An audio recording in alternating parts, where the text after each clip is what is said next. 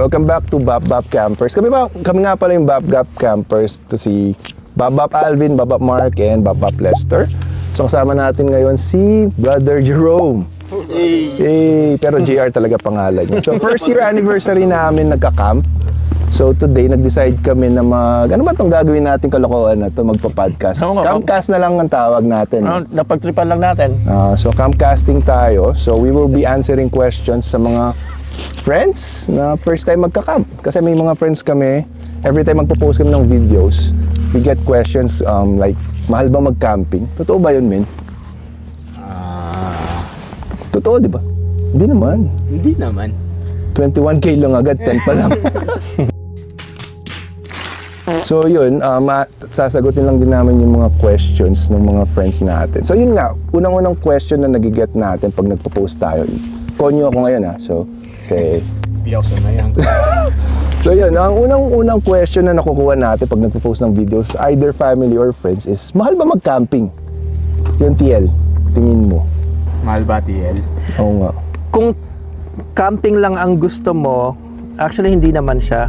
Kasi kailangan mo lang naman is, unang mong isipin is gamit. So, tent, makakabili ka naman sa Shopee or Lazada na less than 1,000 sa tent. Tapos, chairs, meron din naman buy one, take one. Di ba? May 300 pa nga. Mura na. Kung experience lang. Pero kung nahook ka na doon, ibang usapan na kasi yun. Kasi pag nag-upgrade ka na, medyo pricey na. Pero again, kung tent or experience lang, hindi, kaya naman ng lahat. Yeah, tama. So yun, if you have questions po, comment na lang. So, ano lang to, glimpse ng magiging campcast, parang Technically, it's like a pilot pilot thing. episode natin. So, Because we don't know how to do the podcast. ang goal din namin is to if you wanted to join us, first time nyo bang mag-camping or nagka-camping na kayo, wala kayong nakakasama, you can message us, we can send our schedule para masama namin kayo. So, may experience nyo may kasama. Ano ba malalaman nyo kung anong ginagawa sa camping, anong pwedeng gawin, family friendly ba siya. So, yun.